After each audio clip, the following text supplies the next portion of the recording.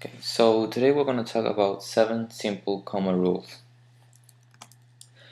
The first of the rules is the use of commas to separate items in a list of 3 or more. Remember that items may refer to a noun, a verb, or an adjective phrase. Note, the uses of comma to separate the second to last item.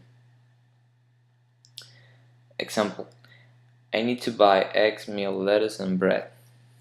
That's wrong, because you're not separating, so the information can get misspelled or misunderstood by the reader. So the correct way to do it will be, example, I need to buy eggs, milk, lettuce, and bread.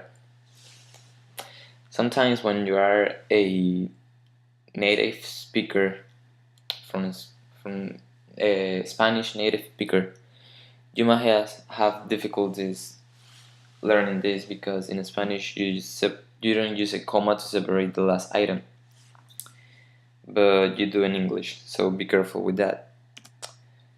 Second rule, the use of commas to separate independent clauses. When an independent clause is joined with a fanboy, you use a comma. The word fanboy means for, and, nor, but, or, yet. Note, the comma should come before the conjunction. Example, I want to buy the new jacket, but it is too expensive.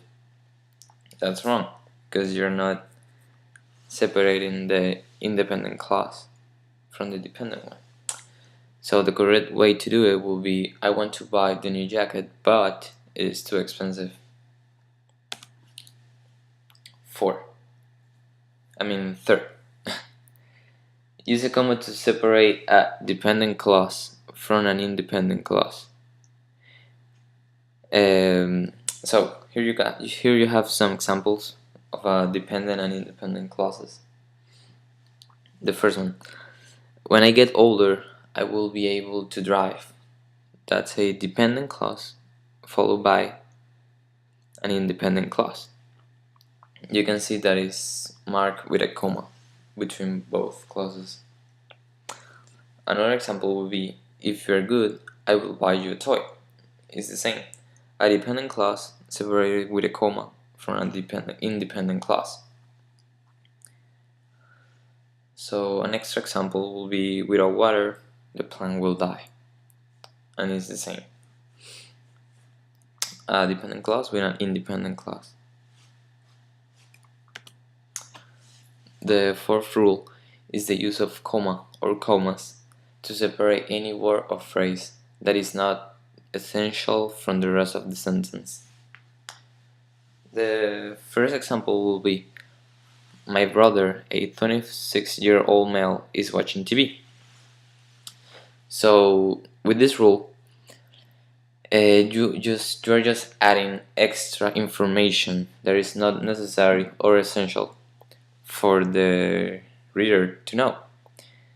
That's what you can see in the first example, that you can say, my brother is watching TV. So you add the extra information that he is 26 years old and he's male. For the second example will be, Amy Rivers, my best friend, is going to the mall today. Once again, you can ignore or erase that extra content that is between the commas, because it's just adding extra information. You can simply say, Amy Rivers is going to the mall. So you add my best friend just to clarify who is she.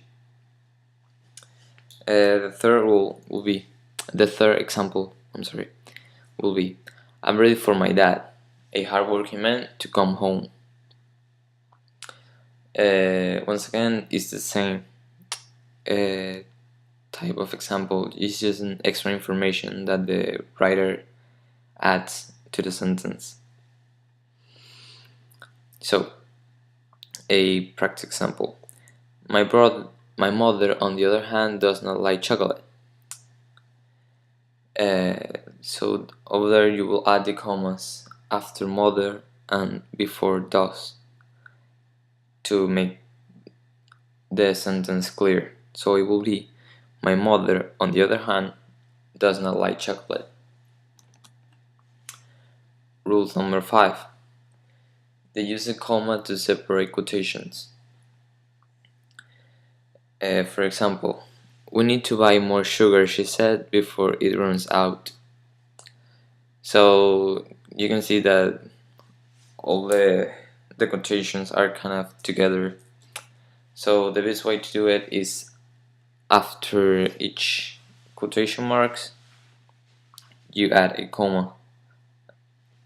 So for example, we need to buy more sugar, comma, she said, comma, before it runs out. Rule number 6. The use of a comma to separate an introductory element from the sentence.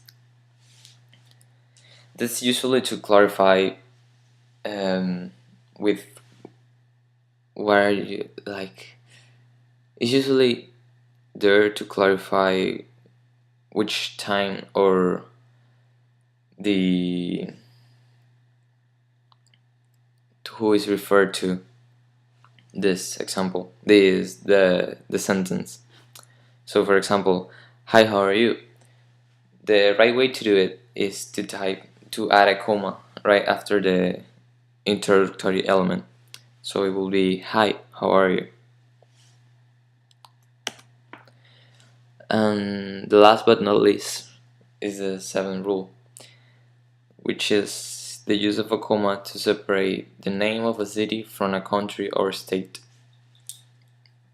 For example, I live in Chapel Hill, North Carolina.